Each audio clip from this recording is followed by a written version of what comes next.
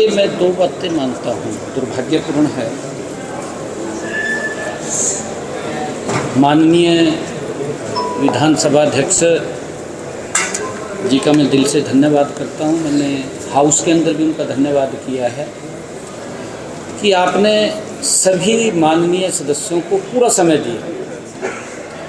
समय की अलॉटमेंट करने के बाद समय के ऊपर पाबंदी नहीं लगाई। मैंने देखा है सभी माननीय सदस्यों ने अपनी पूरी बात को रखा है और पूरी बात को रखा है तो मैं भी सुन रहा था। जिस प्रकार की बातें विपक्ष के द्वारा की गई, अनाप शनाप बातें, और सरकार ने कोई काम नहीं किया। माननीय जो महामहिम राज्यपाल महोदय ने अभिभाषण पढ़ा, जो अभिभाषण दिया है उसको पढ़े या बता दिया। भाई ये सरकार का एक डॉक्यूमेंट विजन है। सरकार ने हरियाणा प्रदेश को गति से पिछले 10 वर्षों में बिना भेदभाव के गरीब व्यक्ति को केंद्र मान करके इस सरकार ने हरियाणा को मजबूती से आगे बढ़ाया है। उसकी चर्चा अगर हम देखें, चौपाल पर भी होती है, गांव में, गली में, दुकान पर भी होती है, वार्ड में भी होती है, और एक योजनाबद्ध तरीके से गरीब व्यक्ति तक सरकार पहुंची है। इनको इस बात की पीड़ा है कि ये सरकार क्यों इतनी गति से काम कर रही है। जब इन्होंने अनाप शनाप बातें बोली, मेरा फर्ज बैठता था जवाब देना। मैंने उसके ऊपर उत्तर दिया है। किस प्रकार से इन्होंने माननीय राज्यपाल जी के अभिभाषण को तथ्यहीन बताया, वो तथ्यहीन नहीं है। मेरे हरियाणा के जो आदरणीय नरेंद्र मोदी जी का विकसित भारत का विजन है, ये विकसित हरियाणा का डॉक्यूमेंट है जो आदरणीय महामहिम राज्यपाल जी ने पढ़ा है।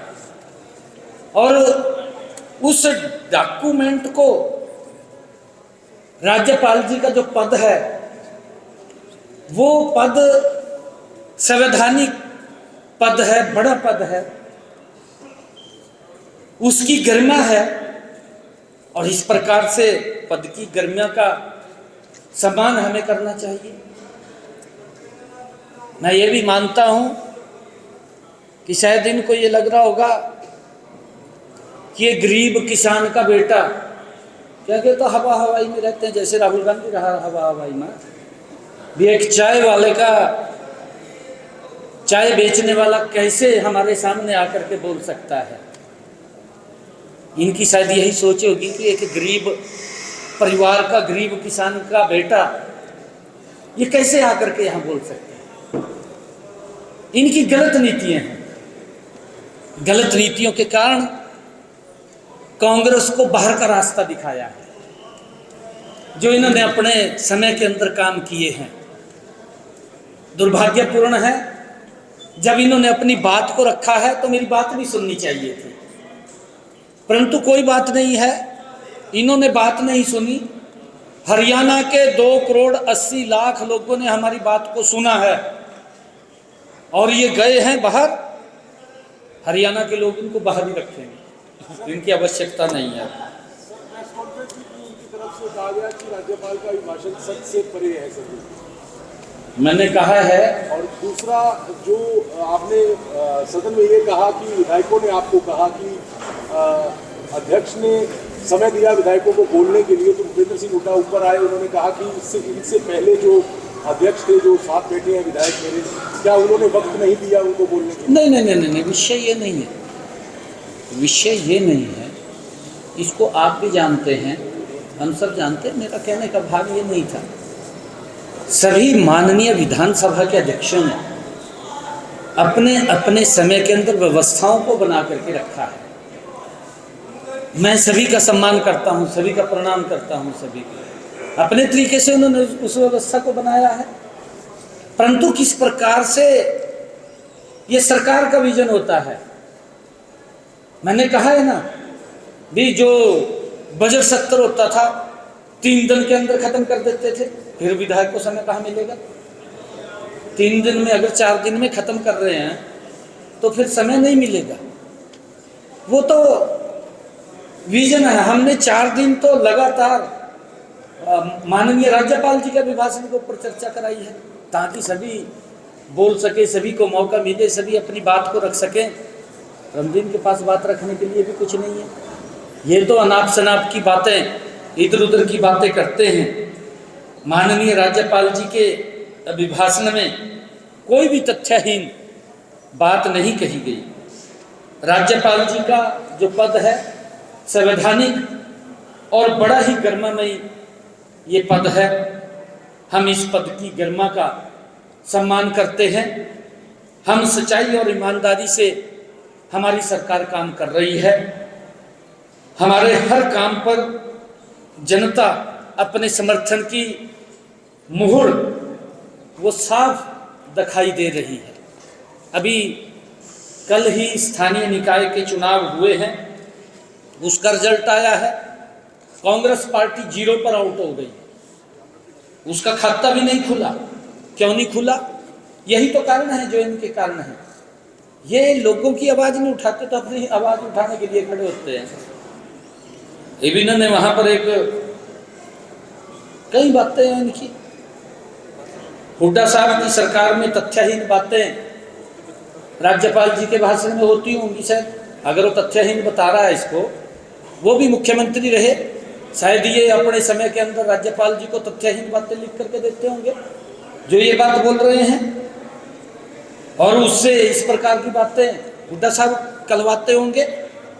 राज्यपाल महोदय से तथ्यहीन अभिभाषण पढ़वाने वो सच से दूर है। हमारे विपक्षी भाई धन्यवाद प्रस्ताव पर 3 दिन की हुई चर्चा के दौरान हमारी सरकार के प्रति तो अनाप शनाप बोलते रहे हैं, परंतु अनाप शनाप तो बोला ही है, तथ्यहीन बातें भी की हैं। लेकिन जब जवाब सुनने की बारी आई तो सारे के सारे बिस्तरा पूरी ठहका निकल गए। बता भाई, कम से कम सुन तो लो भाई, था मैं बात पता नहीं क्यों नहीं सुन रहे। इतना स्टेमिना होना चाहिए बात सुनने का, इतनी वो होनी चाहिए भी, बात तो सुनो ना कम से कम भी क्या कह रहा। अगर मैं गलत कह रहा हूँ खड़ा होकर के वही सदन है, आपको बताना चाहिए। 5 मिनट में विपक्ष चला गया सर, ये किस तरह, क्योंकि आगे अगर बात से सहमत नहीं थे तो अलग बात है, लेकिन आपने शुरुआत के 5 मिनट में विपक्ष ने वॉकआउट कर दिया। आपको लगता है कि विपक्ष जो मुख्य विपक्षी दल की भूमिका है, जो जनता ने उसने तय की है, उस पर खरा नहीं उतर रहा है? सरकार जो कह रही है उसको रिप्लाई में सुनना ही नहीं चाहता है। नहीं, देखिए विपक्ष निराशा में है और अभी तो वो उभरे भी नहीं थे, कल फिर मूर्छित हो गए। अभी तो उभरे भी नहीं थे, और अभी यहाँ की बात नहीं है। अभी तो 2029 भी दिखाई नहीं दे रहा इन लोग। इब करें तो क्या करें? अगर विपक्ष की भूमिका ठीक नहीं निभाई जा रही तो हरियाणा के लोग देख रहे हैं कि विपक्ष के लायक भी नहीं है, बाहर करेंगे इनको। आपने सर 2 घंटे 52 मिनट 19 सेकंड के करीब राज्यपाल अभिभाषण का रिप्लाई दिया है। ऐसे मौके पर विधानसभा में ये नज़ारा, जब विपक्ष बिल्कुल वहाँ पर बैठा हुआ नजर नहीं आ रहा, लोकतंत्र में विधानसभा की व्यवस्था में भी इस पर एक बड़ा प्रश्न चिन्ह लगते हुए नजर आता है। लेकिन विपक्ष का ये कहना है कि पुरानी बातें कही जा रही थी कांग्रेस के टाइम की, अपनी बातें बतानी चाहिए। इस नज़ारे को और विपक्ष के इस आरोप को कैसे देखते? नहीं, देखिए इन्होंने जो बातें कही हैं, मैंने बाकायदा किस व्यक्ति ने क्या बोला है, मैंने उसका नाम भी पढ़ा है, इसने ये शब्द बोला है, मैंने उसको उत्तर दिया है। मैंने अपनी तरफ से या अपनी सरकार का गुणगान नहीं किया, मैंने तो जो उन्होंने बोला है उसको उत्तर दे रहा था। ये भी इसका मतलब विपक्ष झूठ बोल रहा था खड़े होकर के, सच नहीं बोल रहा था। अगर सुनने का मादा नहीं है तो इसका मतलब तो साफ जाहिर हो रहा है कि जो उन्होंने बोला मैं उसका उत्तर दे रहा हूं। अगर वो नहीं सुन रहा तो इसका मतलब झूठ बोल रहा है विपक्ष। विपक्ष के पास मुद्दा नहीं है। इसका तो यही तथ्य निकलता है कि विपक्ष के पास सच्चाई नहीं थी। ये सारी जो बातें इन्होंने की हैं, जो उठाई हैं, वो झूठी उठाई है।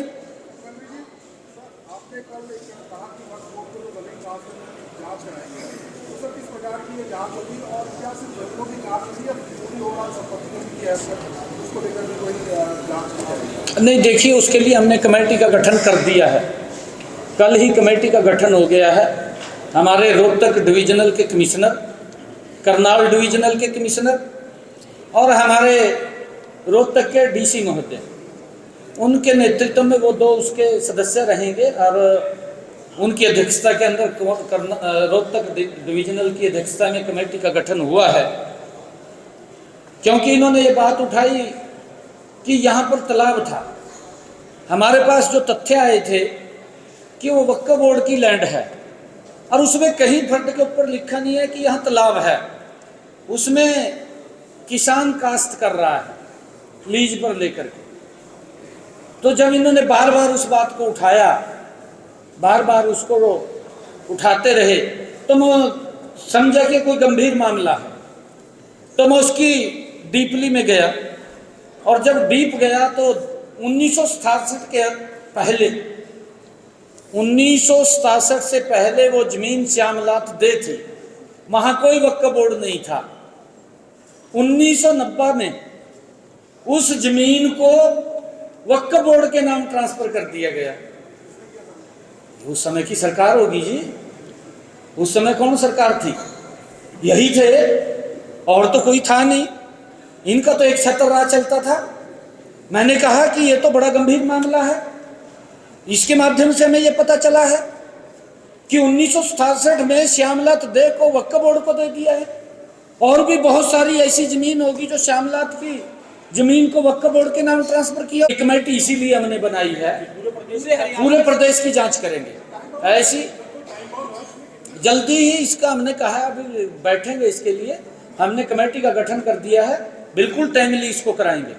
टाइमली पूरी ऐसी श्यामलात की जमीनें या अन्य और भी कोई ऐसी जमीन जो वक्फ बोर्ड के नाम पीछे हुई है, किस कारण से हुई है, किसने की है, ये बहुत ही संगीन और गंभीर मामला है। संगीन भी है, गंभीर भी है, दोनों बातें हैं। इसकी जांच करा करके उस जमीन को वापिस श्यामलात दे में ले जाने का उसको काम करेंगे। परंतु इन्होंने तो इस प्रकार से, ये तो हमारे सामने अभी विषय आया है, इस प्रकार का ये किया है, तो ये दुर्भाग्यपूर्ण है।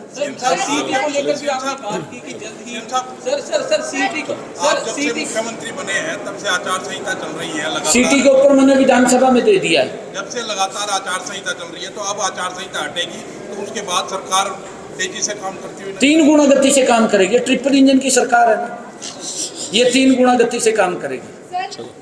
Thank you. हाँ, मैं सभी आज आप सबके माध्यम से मैंने फ्लोर ऑफ द हाउस इस महासदन के अंदर भी हरियाणा प्रदेश के 2 करोड़ 80 लाख लोगों को होली महापर्व की बहुत बहुत बधाई और शुभकामनाएं दी हैं। और आप लोगों के माध्यम से भी मैं हरियाणा के कोटि कोटि जन को होली महापर्व की बहुत बहुत बधाई देता हूँ, शुभकामनाएं देता हूँ। ये पर्व हमारी संस्कृति के साथ जुड़े हुए हैं। ये पर्व आपस में भाईचारा प्रेम बढ़ाने के पर्व हैं और हम सब मिलकर के इन पर्वों को मनाएं। इसके लिए मैं सभी प्रदेशवासियों को बहुत बहुत बधाई देता हूँ, शुभकामनाएं देता हूँ।